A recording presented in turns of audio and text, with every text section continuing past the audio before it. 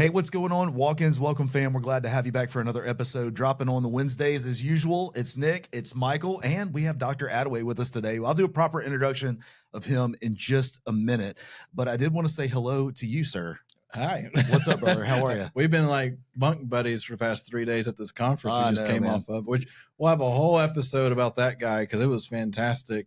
A lot of cool things that came out of it. But yeah, happy to be here. Happy to have an interview on. This is actually our big interview month. Yeah, we got a lot stacked up, but I'm really excited about this one because I'm friends. Yeah, exactly. And we were even joking, like I usually do the intros, but like Nick's like, well, I know him really well. I was like, okay, well, you do the intro because I won't sound as genuine as you would. That's right. That's right. But as always, we're here to help you get more patients, to deliver better care, to get repeat visits, and to scale your clinic. Yep. And part of that is bringing leadership principles to the table. And I can't really think of anybody that I know that does this better than Dr. William Attaway. And before I get you in here, man, let me just read off a couple of things. One, we met not too long ago at the Commitment Summit, right, with the Heights. That's right. Right. And we just immediately hit it off and became friends. And I think that's part of like your personality. But even more so, just the things that you bring to the table. And we found out very quickly that you're going to be speaking at another event, which this audience has heard Seven Figure Agency probably ad nauseum at this point. But you not only were introduced to that community, you were very quickly asked to step into leadership in that community, which is just incredible to me. So let me read off a couple of things and we're going to bring you into the podcast. Here we go. Dr. Attaway is an executive coach specializing in leadership, mindset, and productivity, and he's got 30 years plus of experience. That's crazy. Coached hundreds of leaders and teams across continents. That's interesting. I can't wait to hear more about that, including agency owners and healthcare professionals. Spoke at prominent events like Seven Figure Agency, which we talked about, SHRM, Spyglass Ops, All In Agency Summit. I know you have 2 books, and I know you have a third one that's coming out in January. That's super exciting. And you even have, I think, a couple of chapters you're going to let people have access to. And then you've been married. The most important and best stat here is you've been married for 26 years and you have 2 amazing daughters. Dr. Attaway, say hello to the Walk-ins Welcome audience and tell us one thing about you that nobody else knows. Man, it's an honor to be here, Nick. It really is. I'm so grateful for the invitation. One thing about me that nobody else knows, that's getting harder and harder the more shows like this I'm on. That's right. I'll tell you something that you may not know. I don't know if all of your audience would be aware. I've spent a good bit of time on archaeological digs in the Middle East, working in Jordan to the northeast part of the Dead Sea at a site that after 16 seasons of excavation, we believe is the site of Sodom. Whoa, like Sodom and Gomorrah Sodom? Like Sodom and Gomorrah. Like fire and brimstone coming down to the ground? When does that release? I want to learn about I've got some of the ash from the site that I keep here in my office. Now, did y'all find the pure sulfur nuggets? Well, they're the interesting thing. We can go into this if you want. I can definitely bore you. I can bore you with the science if you want. What we believe, based on the analysis of the site, you've got a site that is massive. It is the largest Middle Bronze Age civilization known in that part of the Near East at this point in history. The time of Abraham, you're talking Middle Bronze Age. And it looks like, from the analysis that has been done by scientists all over the world, it looks like there was an airburst, a meteoric airburst, that caused a flashpoint that, if you can believe it, caused heat that was not known to the world until the invention of the atomic bombs. It was immediate flash, heat, and cooling. And the glazing on some of the pottery that we found has the bubbling of what they call trinitite. And it's something that only happens when something gets really, really hot and then immediately cools. That's wild. And we found this like in the Middle Bronze Age layer there at this site. So just remarkable. There's nothing in the world at that point in history that could have caused that, except fire from the sky. That's cool. That's incredible. Well, look, I was going to say, this tops the gel one for sure. You know what's funny is he knows Jonathan Mast. Okay, yeah. I had Jonathan on my show. I totally get it. I was going to say, so you already know he spent time in prison before he became the actual AI guru, right? That's right. So, yeah, we've had Jonathan on here talking AI. Well, listen, man, thank you for coming on the podcast. I'm so psyched about this. We just got back from a conference, and I don't want to talk about us. We're going to very quickly dive into you. But we just came back from a conference in Nashville. We were with some very high up urgent care owners and decision makers. Hundreds of locations. I think, what was the stat I kept throwing out? All the urgent cares in the room are serving like 40 million patients a year. Yeah, something insane. Something insane. Wow. Yeah. And it was real because like the top 3 urgent cares were in the room in the nation. Just wow. Right. It was cool. Yeah, it was cool to be in there, but it was very, very obvious that there is a leadership challenge in the healthcare community, not because it's not of interest. It's not because they're not capable. I think honestly, it's because they're doctors. If I'm being real, like their leadership extends to the patient, but that's not the same skill set as a team of people. Yeah. So very broadly, real quick, talk about your leadership expertise and your leadership coaching. We'll start with that and then we'll dig in. My journey with leadership started when I was 15 years old. I was a high school student, and one of my teachers invited me to attend a leadership conference. And I was like, me? And he was like, yeah, he saw something in me I didn't see in myself. And I got on a plane and I went and listened and learned, and I was hooked. And now for almost 4 decades, I have been a student of leadership. I've been leading teams and coaching leaders now for about 3 decades. And what I've learned, not only from my own experience in leadership, leading my teams, but also from the hundreds and hundreds of leaders that I've coached one-on-one, is that there are ways to lead and there are ways not to lead. And I'm not going to live long enough to make all the mistakes myself, guys. I'm just not. I'd rather learn from as many people as I can and try to avoid as many ditches as I can. So I don't have to drive into those. I'm going to find my own, and I have.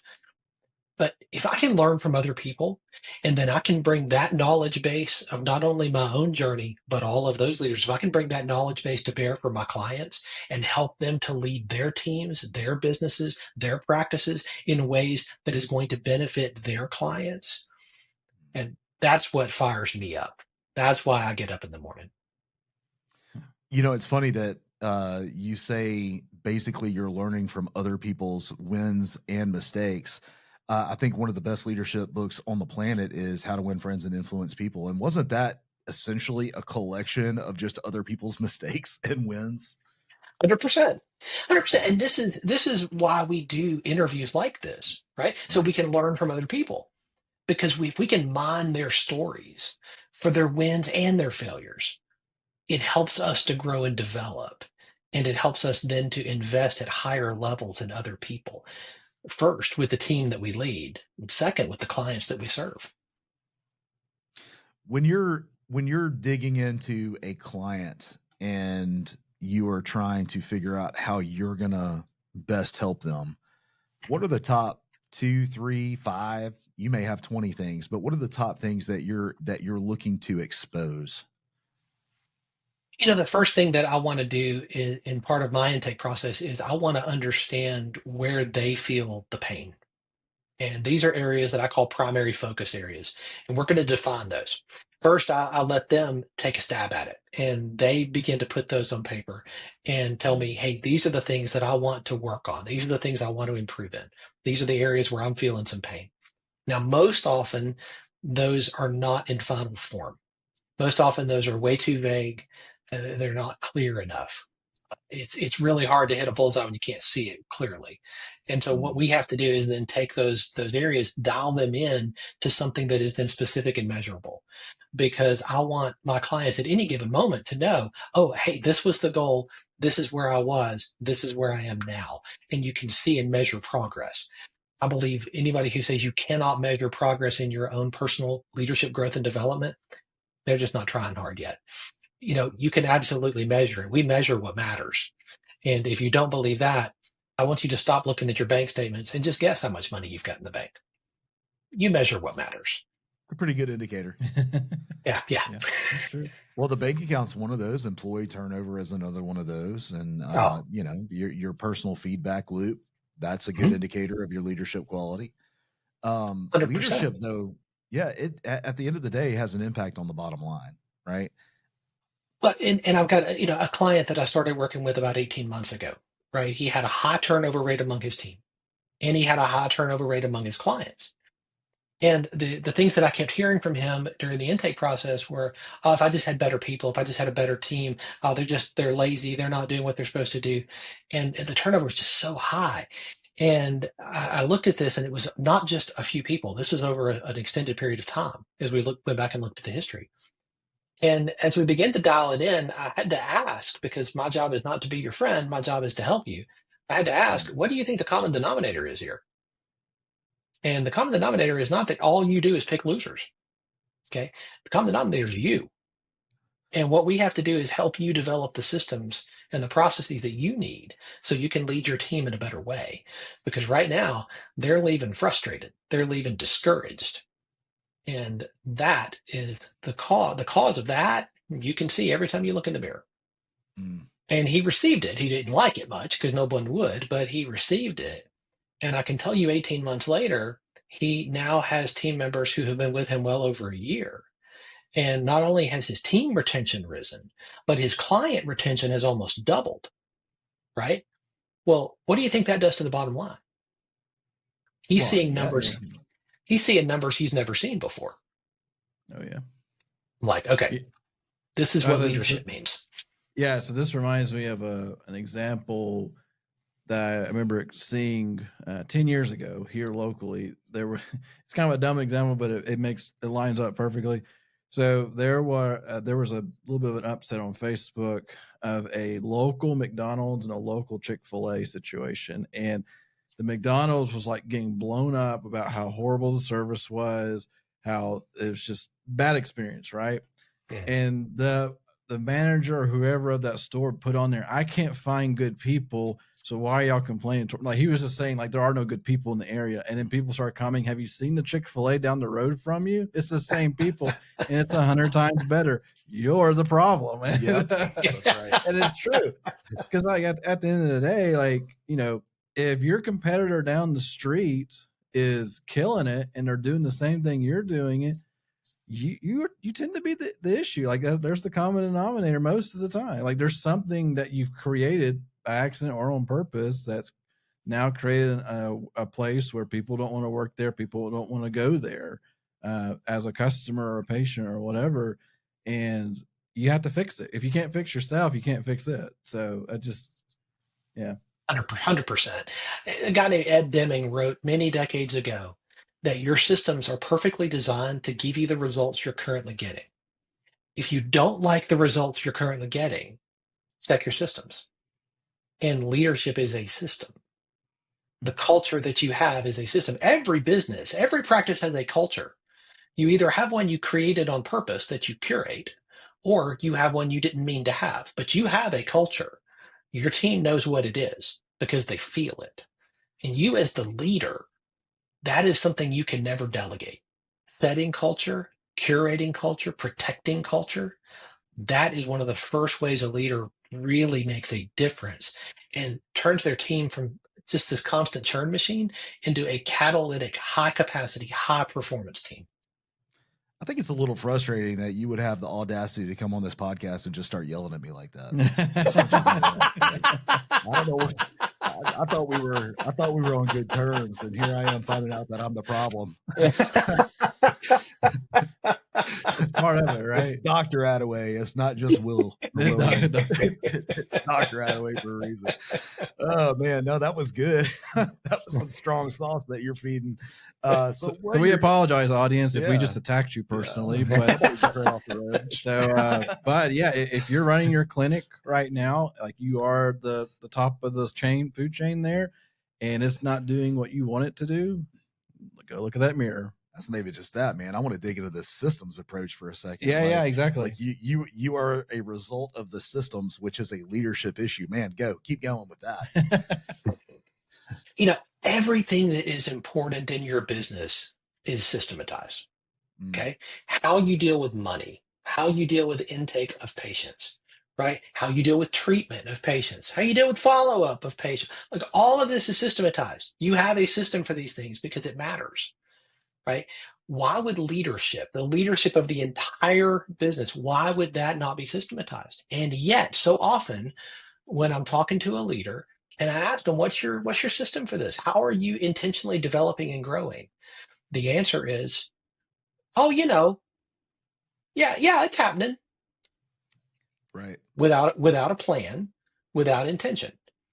It's happening. Here's the thing, and you guys know this.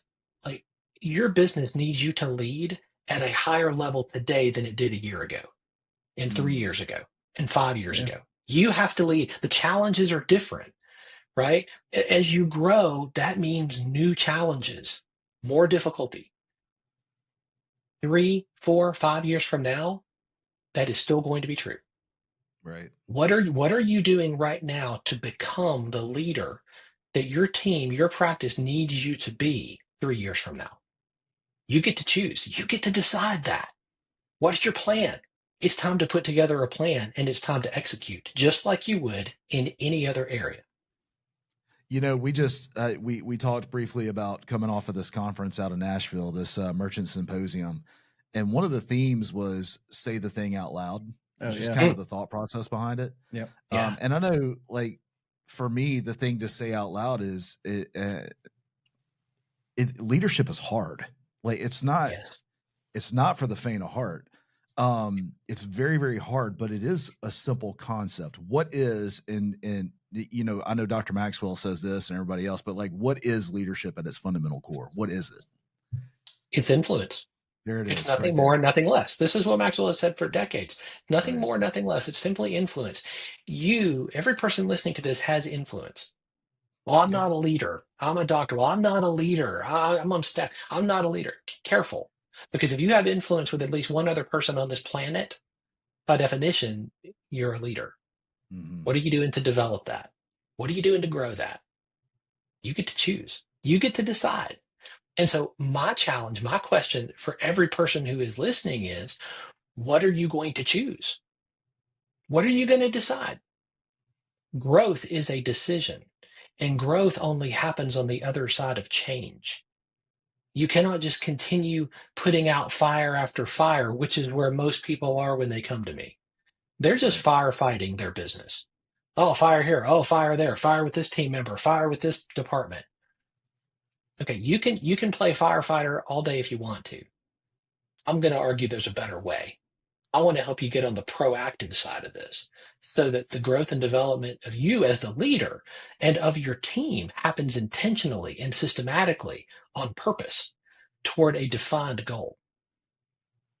What happens to the clinic owner, the doctor, the practice manager that chooses not to lead well? Well, I think all we have to do is look at the results they're getting. Right. More than likely, they're going to have high churn among their team. More than likely, they're going to have static results on the bottom line. The revenue is going to be flat or worse. I do not see people gaining high performance results without intentionality in any business. This takes purpose.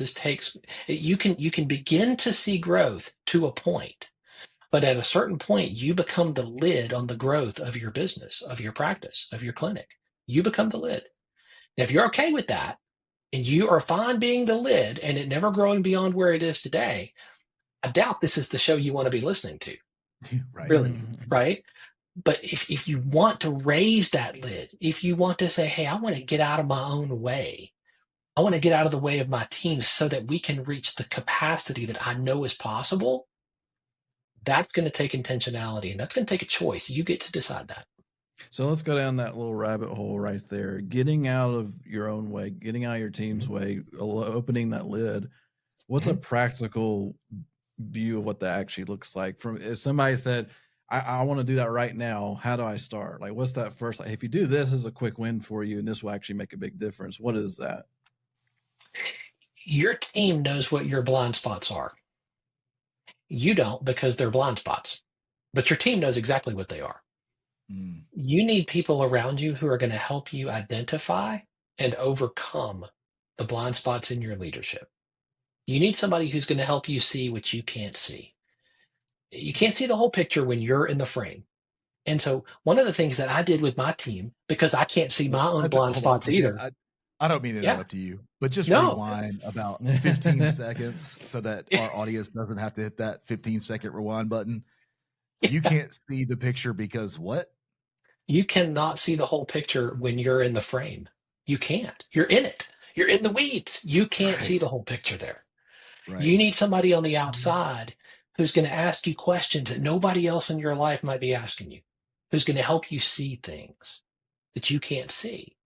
This is what I do with my clients. You can do this with your team. I've built a team that is very focused on helping me see my blind spots and helping us as a team overcome them.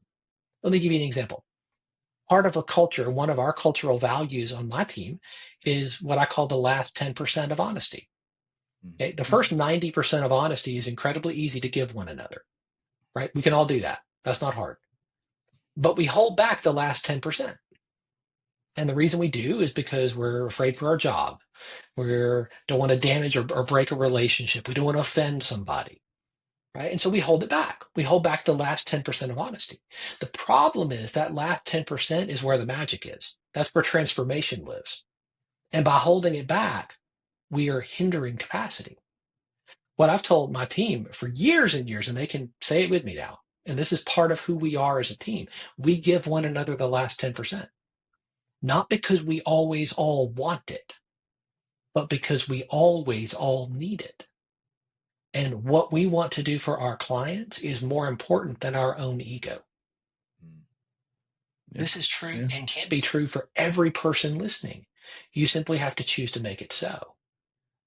All right. So that last 10% feels like 90 when you're trying to deliver it. I'm about to say the first 90 is like the status quo conversation where we're all like floating together. Yep. Don't hurt me. I won't hurt you. Yeah. I have something in my brain I want to tell you, but I'm just going to ignore it, bite my tongue, and get paid next week. Right. Right. That's a real thing. But yeah, the last 10% that's hard. And I think I want to say we do okay at this. Oh, I promise you I'm failing at this regularly. Well, you're not alone. You're not alone. Look, I had a conversation 2 hours ago with one of my team members about this very thing, and she gave me the last 10%, right? About me, about something that I did yesterday.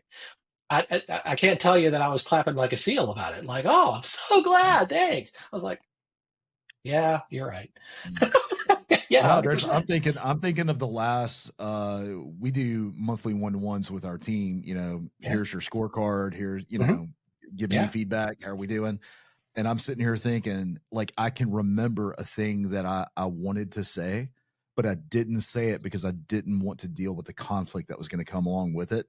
And the reasoning is, and I think this is where people fail on the 10%. Man, Dr. Attaway, tell me if I'm wrong here, but it may not be so big of a deal in your brain, but those 10% of all the conversations that you have add up to a monster, like 1,000% at some point. And then there's a blow up. And then, everything breaks apart. So often, it is not any one thing that causes the explosion. It's a cumulative effect. A good friend of mine has said something for years and years, and I've never forgotten it. He says, bad news is not like a fine wine. It does not get better with age. And this is true. This is true with what goes on between relationships, inside relationships. This is true with any kind of conflict, disagreement. This is true with team members. Just because it's not said doesn't mean it's not still there. We can sweep it under the carpet and we can hope that it's going to go away by itself. In my experience, that almost never happens. Most often it grows. And over time, it becomes bigger and bigger and bigger until you can no longer walk on that carpet. Yeah. I mean, bad news is like cheese. It just gets nastier as it gets older, stinkier, and eventually you got to throw it in the trash. Yeah. Or you get blue cheese crumbles. Like you go either way. Or you just love the bad news. I remember that movie, Robin Hood Men in Tights. Maybe if you could just tell me the bad news in a good way. Right, that's right. Oh, Lord. No, keep going. You look like you have a thought. Yeah, give me the bad news in a good way. That's a fantastic illustration, though, of how you can communicate the last 10% in the right way and in the wrong way. How you say a thing matters as much or more than what you say. You can communicate the last 10% and be a jerk. Right. 100%. You can also communicate the last 10% and let me know that you're for me and that you're for what we're doing. And when you communicate it that way, I receive that knowing that we're on the same team. That it's not me against you. It's me and you against the problem. That's a whole different frame. Let's do some real-time coaching with me since I got you on here anyway. So I've been going through this transition. I just want to get your thoughts on it and how it would apply to leadership principles. I've been going through this transition over the past couple of years of being a nice guy to being kind. And I think they're radically different. But with that, I used to do this thing that I'm gonna PG this and call it a poop sandwich. And I think you know what I'm talking about. Let me tell you something nice, and then I'm going to tell you the problem, and then I'm going to wrap it up with something nice. And that's more for me than for them, I think, whenever I was doing that. And I'm not saying there's not a place for that, but I've transitioned a lot in that I feel like Michael may be able to either confirm or deny this. Like, I think I've made enough positive deposits, enough buildup, enough leadership to tell you that I care about you. I care about your future. I care about the work that you do. And we hold high standards, and there's the accountability and the feedback loops to where when I do need to give feedback, I don't have to poop sandwich it. I can just say, like, look, you need to do better. That's just not good enough. And I love you enough to tell you the truth. Right. So how does a leader bridge that gap when, like, the world's told you forever, like, you have this persona, and then not to go to the flip side of that and just be a jerk to everybody, like you were talking about? Like, there's got to be a balance, but you have to tell people the truth. You absolutely do. Nobody wants to eat that sandwich. Right. Okay. No one does. Like, the sandwich, I understand the principle of it, but that's not a sandwich anybody wants on their plate. You got to think about this a different way, right? Funny, I've never thought of that. You got somebody serves you that, you're like, thanks. Like, no, you got to. Is that Nutella?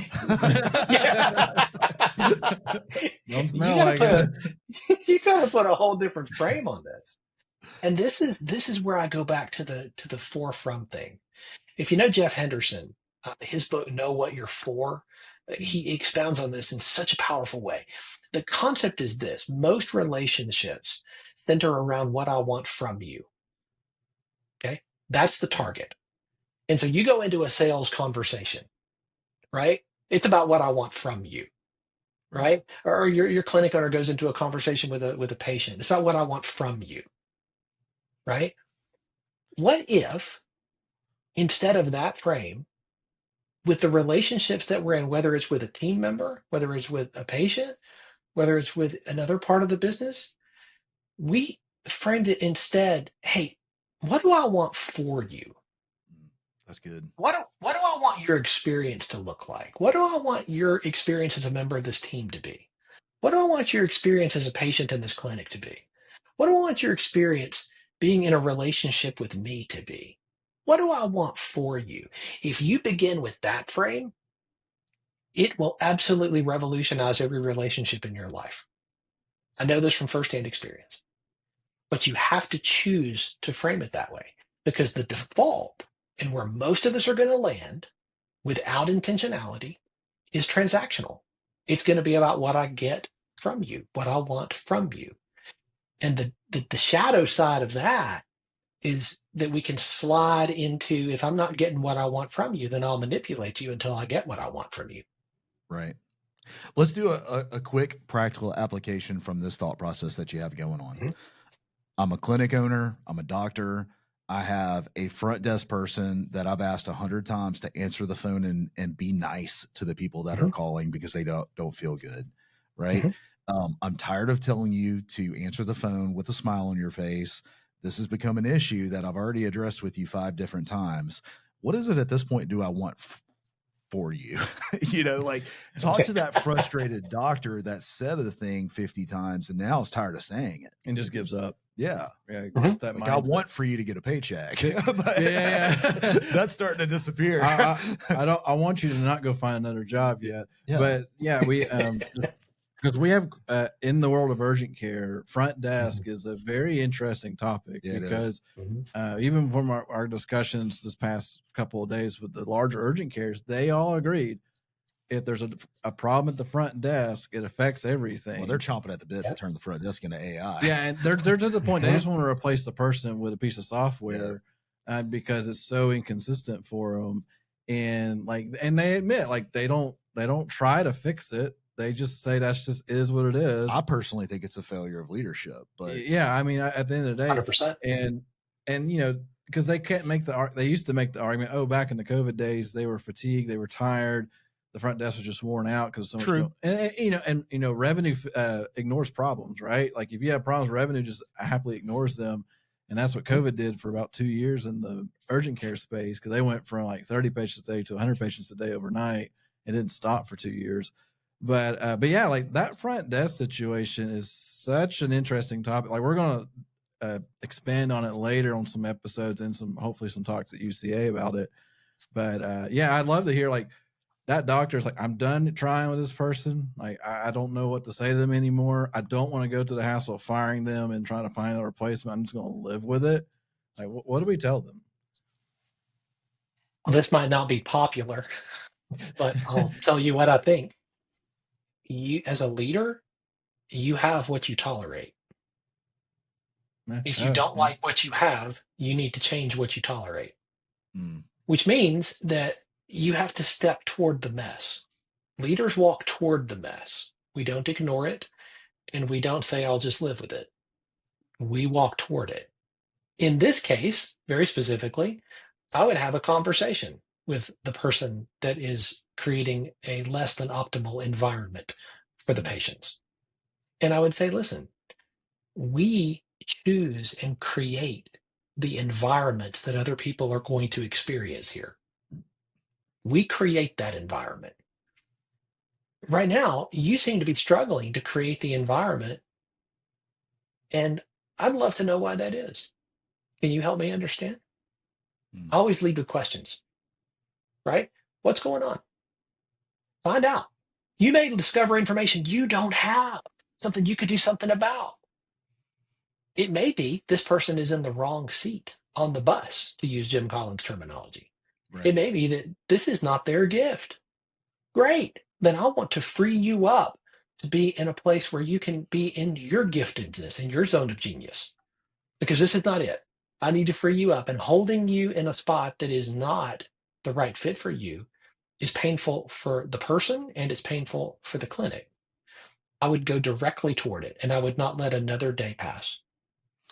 I'll only add, because I think everything you said is 100% accurate there. The only addition I would say is, as a leader, be prepared to get the feedback when you may be if you're failing to lead, then you're going to get feedback on your failure. And the way you react to the feedback will define if you'll ever get feedback again. That's right. That's exactly right. If you don't receive it well, that's the last you'll ever get. Yeah, no more 10%. You have to receive it. That's right. Exactly. Right. Well, if you ask for 10% and somebody gives it to you, and then they don't show up for the next staff meeting because they don't work there anymore, you have just communicated something to the culture in your business. Right. Everybody else now knows. Oh, he says that. She says that. They don't really mean it. Bob just told him exactly what he wanted to hear. Dr. Attaway, I told you this was going to happen. We're going to be knee deep in great conversation, and we're going to hit a wall, and we're not going to be ready to finish. Yeah, so we blew past our side. I knew it was going to happen. I knew how this call was going to go. But I want to do two things, because here's the cool part about this, right?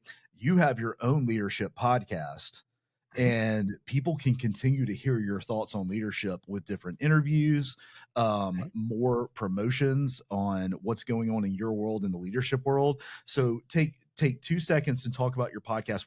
Where can they find your podcast, and what can they expect from your podcast? And then I'll wrap us up. So we are in the third season now of the Catalytic Leadership podcast. You can find it anywhere you listen to podcasts.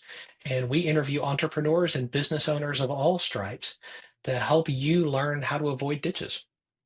I love it. All right. So go to the Catalytic Leadership podcast, subscribe, like, smash the like button, all the things, right? The other thing that I want to talk about is you have a book that's coming up in January 25, and you already have a preview available for folks. Now, we're going to drop a link to that in the show notes so people can get access to that. But real quick, just give us a 5,000-foot view on what this book is and what they can expect from it. 2 years ago, I wrote a book called Catalytic Leadership, and it was 12 principles that I have seen common threads through the hundreds of coaching conversations I've had over the years. And these were principles that I think you can apply to move your leadership from where it is to being more catalytic. As I continue in my study and learning more and more about this, I discovered that there's a mindset that has to be in place for you to lead at a catalytic level. And so the new book is called The Catalytic Mindset. It's how to develop the mindset from which your thoughts, your words, your actions, and your beliefs grow. Nice. That's good. I love it. It's been said that you're the average of the 5 people that you hang out with, and we've been hanging out with Dr. William Attaway, so your average just went way up. I just got to throw that out there. So, Dr. Attaway, man, thank you for coming on to the podcast. Yes, absolutely. I'm excited to also be a part of yours. That's coming up soon. But more importantly, man, I appreciate your friendship. It's been great getting to know you, and I can't wait to schedule my first leadership session with you through 7-Figure Agency. That's going to happen. Absolutely. It's been such an honor to be with you guys. Thanks so much for having me. Awesome, man.